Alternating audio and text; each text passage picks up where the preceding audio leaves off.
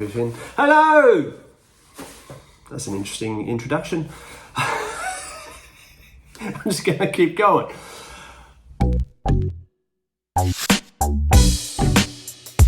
Hello, and welcome back to another episode of Old Boys Fresh Kicks. I am your host, Old Boy, aka El Bandito, and it's so good to be back.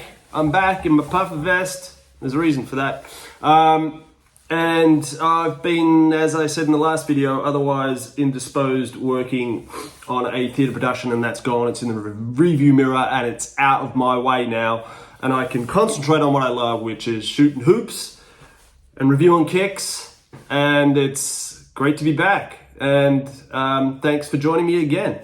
All right, on today's show, we have a shoe that I've been playing in for the last 2 months, but as I said, haven't had a chance to get around to reviewing them.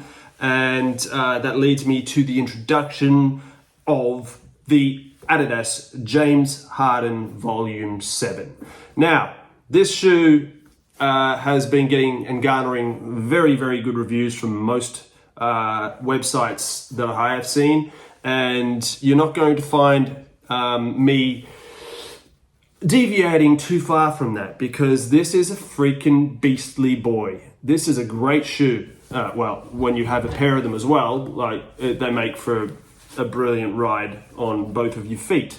And if you're a basketballer, they can't be beat. And I'm speaking in rhymes again, and it's weird, and I didn't plan that, but let's just keep on punching through, shall we? So the reason I'm wearing a puffer vest is because apparently James Harden loves his puffer vests and puffer jackets primarily, and that was what was behind this design. So there you go. I can take this off now. Although in Melbourne, they're a bit of a staple costuming item for us, clothing. We get around in them. It's almost, law that you wear a North Face jacket over here. If you know, that's a joke, an in-joke. Lockdown. Okay, so yes, the Adidas Harden Volume 7. Puffer vest, with Harden, you'd expect it to be a hooker's G-string material. Anyhow, let's move on. Let's get straight into the traction. And as you can tell, the traction is phenomenal. It's got all the brilliant stuff, multi-directional herringbone, and you've got radial at the back. Freaking awesome. These stick to the ground like no other, apart from the MBs that I reviewed, not the last ones, the one before the Jamal Murray's. These are freaking brilliant in terms of traction. I cannot recommend them highly enough. They'll get you where you want to go as quick as you want to go, or as quick as your old bones will let you, as far as I'm concerned. But as an older player, I feel like I need every freaking advantage I can, especially when I'm up against younger players predominantly, nearly every freaking game. And these tires really work. Traction, 9 out of 10. The cushioning, well, yes, sorry, Bob, you've got exposed boost right there, and it is squishy, it's spongy, it's marshmallowy, it is a brilliant ride. Look at the integration of the Adidas logo into the boost here as well. That is freaking awesome design. I love the back of that. It is sleek. It just makes my eyes pleased. They love to look at stuff like that.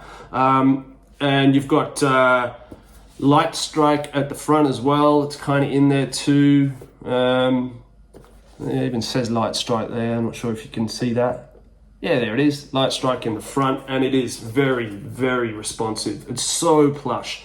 I have loved Boost ever since these are the Volume 2 James Hardens. I got these because I saw my guy Mahmoud Abdul-Rauf tearing up the big three in these. So I went and got a pair.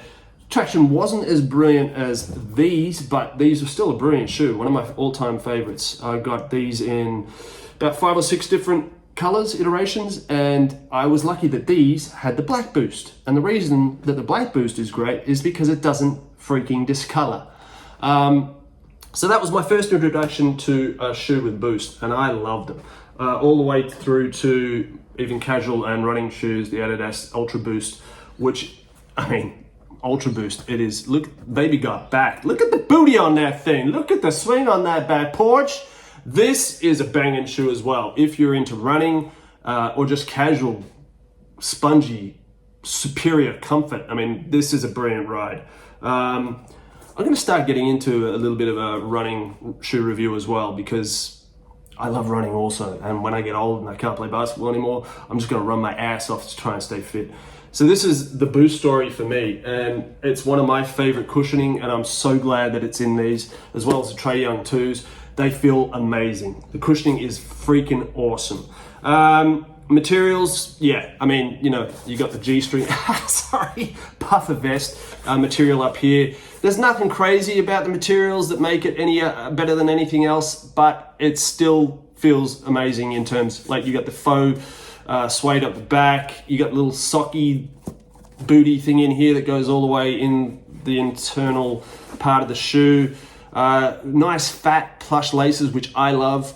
Yeah, the materials, nothing spectacular. We're going to go on 8.5 out of 10 for those. The support, yep, I tied these all the way up to the top eyelet, and it closes this in quite a bit, and you feel really snug inside them without, you know, your foot turning blue and it dropping off. You don't want that. Avoid that if you can. Support, yeah, I didn't even wear my ankle braces in these, and that's a bad thing for me. But it was a good thing for the shoe because I didn't roll my ankle, believe it or not. So, I mean, look at that freaking Eclipse plate as well. It goes all the way up into the footbed here in the forefoot, and it is springy. You do feel that you get a lot of spring back on those. It's a very flexible shoe. I'm just not doing it justice. So yeah, the support in these is phenomenal. Yeah, so support, 8.5 out of 10. Durability, I don't know why I even say this. You know, that's not going to last outdoors, but depends on how much you use, where you play, and what your level of play is. If you just play street ball, then buy it. That's cool, because they're a freaking great shoe. Durability, 8.5 out of 10, but indoors only. James only plays indoors, and these were made for indoors. So, you know, where'd Russell Brand come from? England, I guess. Yeah, we've gone over materials. Look, overall, you know, value for money, yes. I got these for $220, but I had a voucher, so I got them for $170.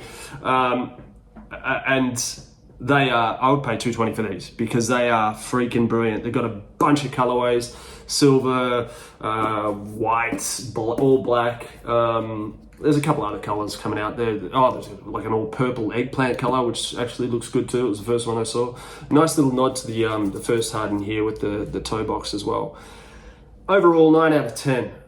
Bloody good shoe, really good value. It's definitely certified old boy fresh, and it is definitely in my bag with the New Balance two-way. They're my two in the bag at the moment. But as my bag's got a bit bigger because there's another one. Where's this freaking English accent coming from? Wow. It's just you guys. You guys bring out the accents in me. I don't know what it is, but there you go. It's hanging with doctors as well. They're flicking, you know, they always talk crap and stuff. My bag has to get bigger as well because there's another pair of shoes that I'm going to review tomorrow. That's also in my bag. Spoiler alert. Thank you very much for joining me again. It's great to be back. I'm going to keep the content flowing on this as much as I can, and hopefully you guys dig it. If you dig it, tell your friend. If you dig it, if you don't dig it, tell your friends. I'll take everybody. All right, I'm out of here. Sorry, Hopper. Woke him up. He was sleeping on the couch with my dog. I feel bad. Like, subscribe, click the notification bell if you feel inclined. I'm not going to force you. Do it. Until next time, stay fresh. Great to be back.